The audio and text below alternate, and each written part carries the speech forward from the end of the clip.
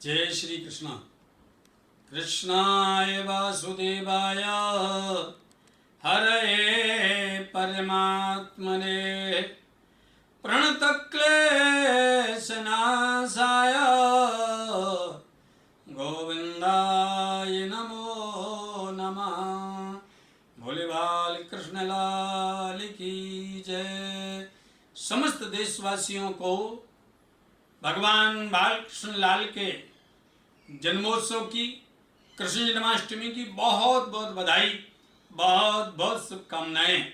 नंद के आनंद भयो जय कन्हैया लाल की इस भावना के साथ समस्त विश्व में आज भगवान का आनंद उत्सव मनाया जा रहा है।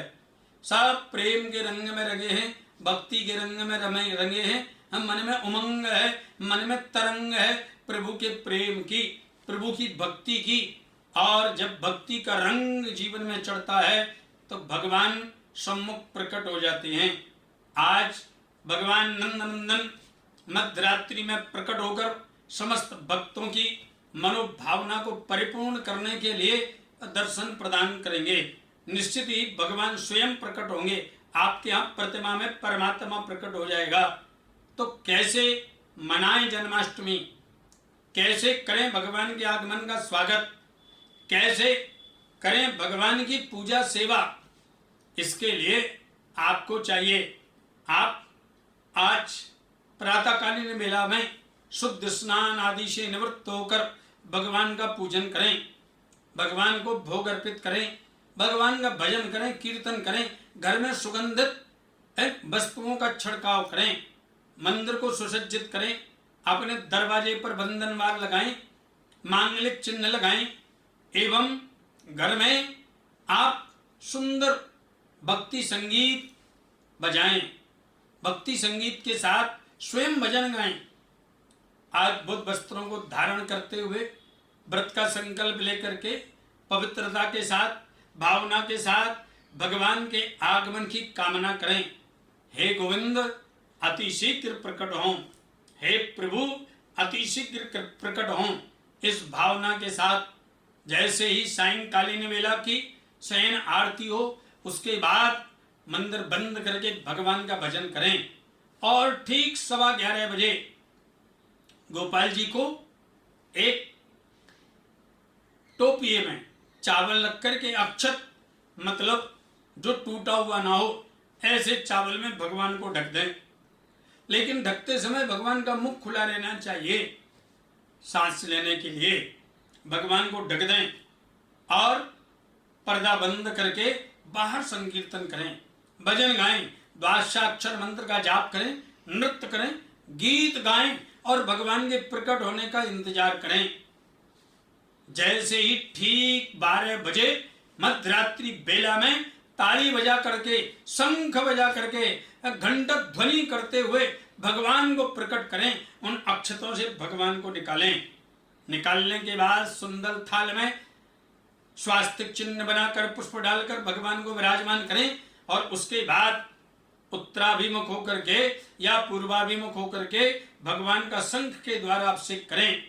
सर्वप्रथम जल से अभिषेक, फिर दूध से अभिषेक, फिर दही से अभिषेक, फिर घृत से अभिषेक, फिर मधु से अभिषेक, फिर शर्करा से अभिषेक, फिर पंचामृत से अभिषेक, सुगंधित जल से अभिषेक, गंगा जल से अभिषेक। उसके बाद में अनेक औषधियों के द्वारा भगवान का अभिषेक करें। उस समय गीत गाएं, वैदिक मंत्रों का उच्चारण करें, पुरुषोक्त का उच्चारण करें, विष्णु सहस्रनाम का पाठ करें, गोपाल सहस्रनाम का पाठ करें और भगवान के अभिषेक में आनंद पूर्वक सम्मिलित हो जाएं। अभिषेक के बाद भगवान का अंग पंचन वस्त्र के द्वारा करके भगवान को नूतन वस्त्र धारण कराएं। नूतन वस्त्र धारण कराने के बाद भगवान का श्रृंगार करें, सजावट करें भगवान की अद्भुत आभूषणों के द्वारा, अद्भुत वस्त्रों के द्वारा, अद्भुत पुष्पों के द्वारा, अद्भुत मालाओं के द्वारा भगवान को तुलसी दल अर्पण करें, भगवान को पुष्प अर्पण करें और उसके बाद में भगवान को प्रसाद अर्पण कर दें। पंचमेवे का भोग, पंजीरी का भोग जन्माष्टमी में धनिया की पंजीरी, उसमें पंचमेवा डालकर, काली मिर्ची और चीनी आदि डाल करके बढ़िया घर में बनाई हुई पंजीरी, उसका भोग लगाएं, पंचमेवे का भोग लगाएं और माखन मिश्री का भोग अर्पित करते हैं जन्माष्टमी पर। पंजीरी के भोग का बहुत बड़ा विधान है। फलों का भोग अर्पण कर दें। उसके बाद में पर्दा बंद करते हुए ठीक 12 मिनट तक बाहर बैठ करके और भगवान के नाम का जाप करें, द्वादशाक्षर मंत्र का जाप करें, ताली बजा करके पर्दा हटाएं, फिर भगवान का प्रसाद हटा करके और फिर भगवान की आरती करें, चरणों की आरती। वर्ष में एक बार भगवान की मध्यरात्रि में आरती होती है। चरणों की आरती, घुटनों की, वक्षस्थल की, उदर, वक्षस्थल, ग्रीवा और मुखारविंद की आरती करें। आरती करने के बाद भगवान को प्रणाम करें, स्तुति करें, प्रभु आपकी सेवा में, आपके पूजन में, आपके अलंकारों में यदि कोई त्रुटि हो तो क्षमा कर दें।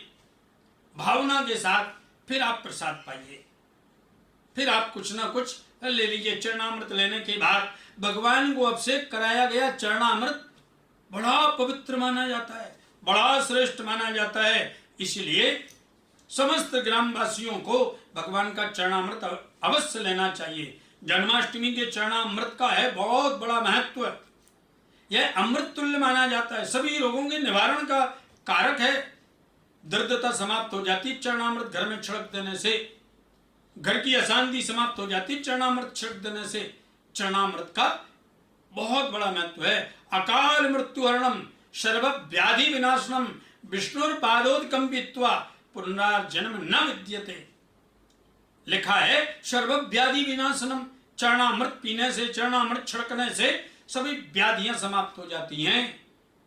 विष्णुर्पादोदकंपित्वा, भगवान के चरणामृत को पान करने से पुनर्जन्म न विद्यते, व्यक्ति का कर्मानुबंध समाप्त हो जाता है, आवागमन का चक्र छूट जाता है। इतना बड़ा महत्व चरणामृत का है। जब आप प्रयाण करते हैं तुलसी दल के साथ चरणामृत लेकर, पंजीरी लेते हुए, फिर रात्रि में जागरण करें, गीत गाएं, नृत्य करें और दूसरे दिन फिर बधाई लुटाएं, आनंद पूर्वक बधाई लुटाएं। खिलौने, टॉफियां, बांसुरी, मोर पंख और वर्तन, क्या क्या नहीं लुटाया था नंद बाबा ने। नंद कछु इतनो ही दियो, धन श्याम कुबेरों की मति बोरी, देखत मोहे लुटाए दियो, ना बची बचिया छचिया ना पिछोरी। बाबा ने सब लुटाया था।